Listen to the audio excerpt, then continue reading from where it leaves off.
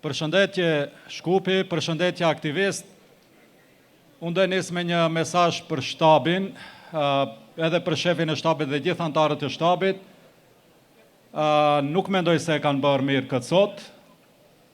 Ishte një hapje e shtabit, nuk ishte një tubim, por me këtë nisje kështu, ata duan që fitoren ta realizojnë para se të nisë betejë. Mendoj se duhet të dalim zgjedhje dhe aty ta shohim dhe jo kështu. Faleminderit për gjithë këtë organizim kaq madhështor, edhe një herë përsëris ishte një hapje shtabi dhe jo një tubim, por kjo tregon diferencën mes neve dhe tyre, prandaj edhe një herë gjithë atyre prezent ju faleminderit për pjesëmarrjen tuaj. Kur e morëm komunën e Tetovës, e morëm në një gjendje të mjerueshme. Kur dolëm me indikatorët e zhvillimit të komunës duke nisur nga buxheti dhe gjitha borxheve tjera dhe gjithë që e gjetëm situatën e gjetëm komunën, shumë njerëz më kritikuan se ke kujdes se si do ta lësh ti kur do ta mbarosh mandatin. Duke sugjeruar se edhe në kontekstin asaj që për borxhin publik edhe një qeveri premtoi se këtu në qendër të Shkupit do ta nxjerrë në monitor, por nuk e nxori, sepse ishte një sfidë që ishte vështirë për të fituar.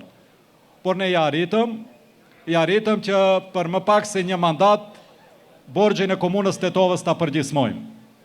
Dhe jo vetëm duke kursier, por duke realizuar projekte të cilat për 4 vite kemi realizuar projekte më shumë se sa që në komunë Tetovës janë realizuar për më shumë se 20 vite të pushteteve paraprake.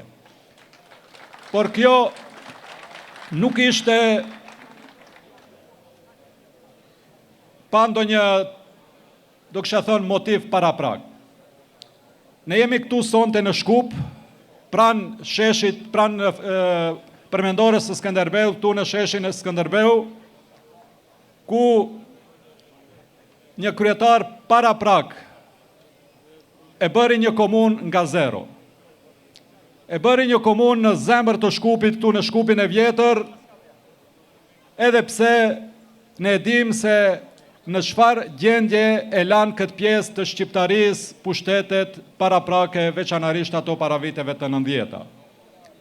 Ne sot Çajirin e kemi me një zhvillim që nuk e ka ndonjë komunë tjetër jashtë Shkupit. Dhe sot po sulmohet edhe kryetari aktuali Çajirit, miku im Visari, duke tentuar ta sulmojnë edhe kryetarin që e nisi dhe ndërtoi Çajirin, mikun tim Izetin, dhe e dini pse. Është një thënie një njeriu të mençur. Do të vijë një kohë turbull ku nuk do ta dim se kush është në të drejtë dhe kush është gabim. Ai ka thënë, shiheni se ka janë të drejtuara shigjetat e armiqve. Dhe sot, kur shigjetat e Danelës dhe bashkëpunëtorëve të saj janë drejtuar kundër Visarit dhe Izetit, ne jemi të sigurt se jemi në rrugë të drejtë. Prandaj, për mua ishte ky motiv që nëse mundej që Çajiri të ndërtohet nga zero dhe të bëhet një komunë ku mund të jetohet, atëherë mund ta bëjmë edhe Tetovën. Prandaj ju përvesha punës dhe sot Tetova frymon ndryshe. Dhe sot Tetova ka realizuar projekte jo vetëm në infrastrukturë, në asfaltim të rrugëve, në përmirësimin e higjienës, në furnizim me ujë, por sot unë e kisha në takim të rinjët e Tetovës me të cilët bisedonim për të tashmen dhe të ardhmen e tyre.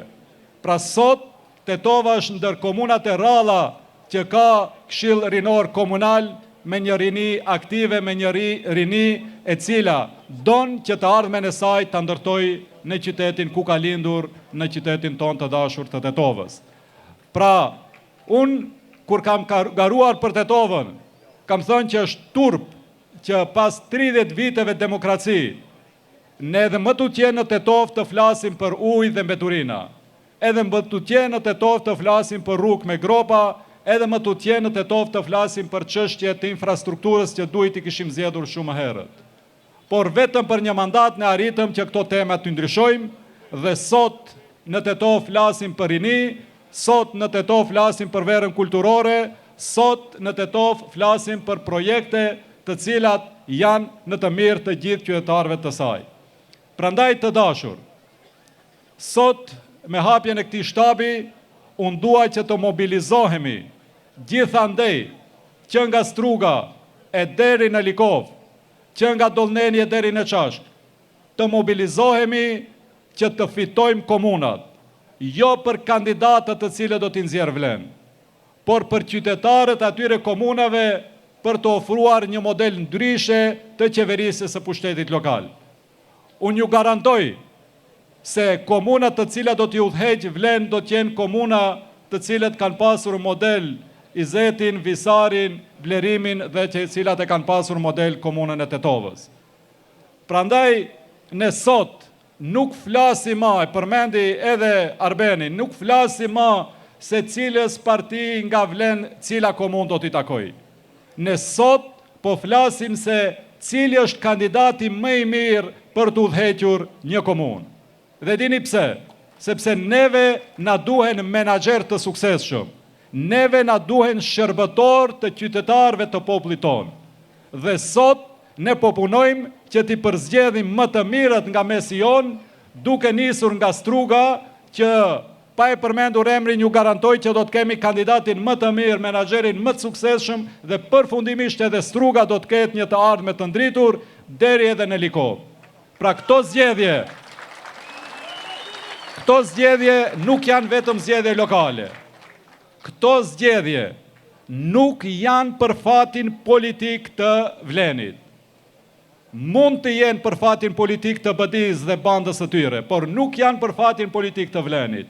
Ne nuk jemi këtu që të kërkojmë votën tuaj për të mbijetuar politikisht. Ne kërkojmë votën tuaj që të përzgjedhin kryetar të cilët do të jenë në shërbimin tuaj.